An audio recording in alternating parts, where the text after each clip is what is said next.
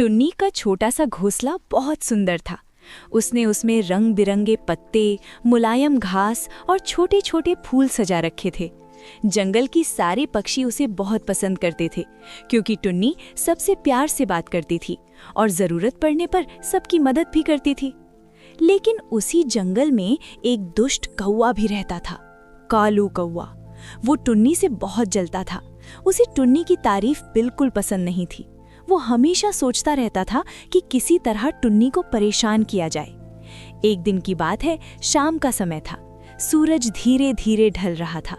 टुन्नी पूरे दिन मेहनत करने के बाद अपने घोंसले में आराम कर रही थी। तभी अचानक आसमान में तेज चमक हुई और जंगल में हल्की हल्की सुनहरी रोशनी फैल गई। टुन्नी चौंक गई। अरे, ये कैसी रोशनी है? उसने हैरानी से कहा।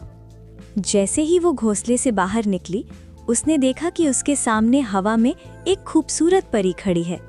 परी के पंख चमक रहे थे, उसके हाथ में जादुई छड़ी थी और चेहरे पर प्यारी सी मुस्कान। टुन्नी डरते डरते बोली, आप कौन है? परी ने मीठी आवाज में कहा, डरो मत प्यारी टुन्नी, मैं जादुई परी हूँ। तुम्हारी अच्छाई और सच्चाई ने मुझे यहाँ बुलाया है। टुन्नी हैरान हो गई।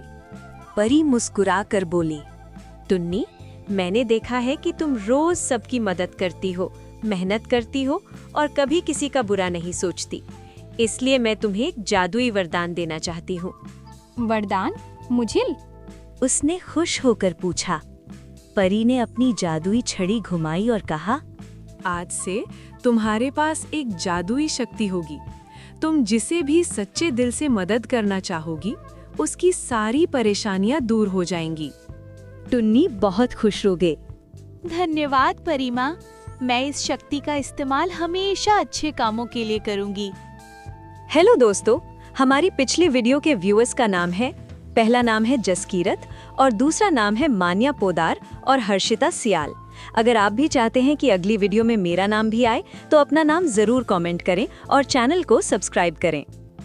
मुझे तुम पर पूरा भरोसा है। इतना कहकर परी आसमान में गायब हो गई।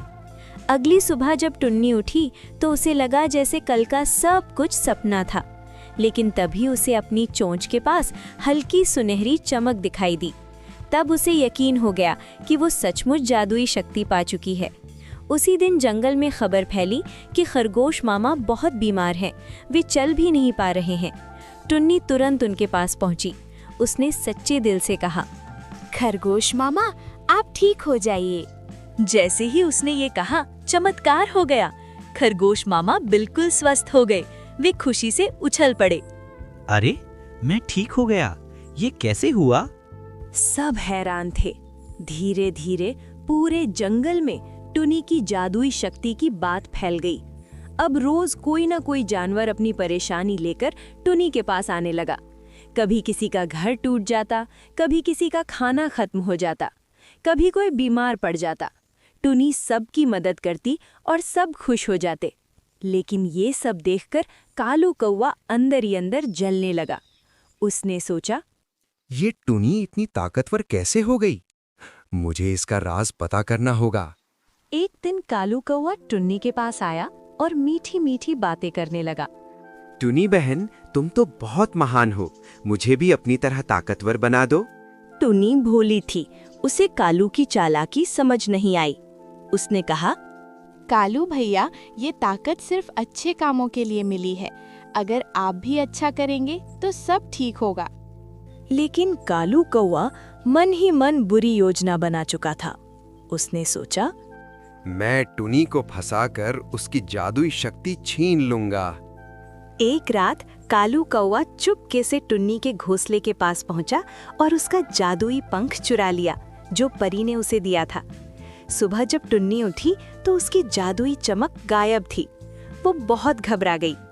अरे, मेरी शक्ति कहाँ गई? तभी उसे पता चला कि कालू कौवा उसका पंख लेकर भाग गया है। टुन्नी रोने लगी। अब मैं सबकी मदद कैसे करूंगी? उसी समय फिर से वही सुनहरी रोशनी फैली और जादुई परी प्रकट हो गई। परी ने कहा, टुन्नी, मैं सब जानती हूँ। कालू कौवा तुम्हारी शक्ति का गलत इस्तेमाल करना चाहता है। परी माँ, कृपया मेरी मदद कीजिए।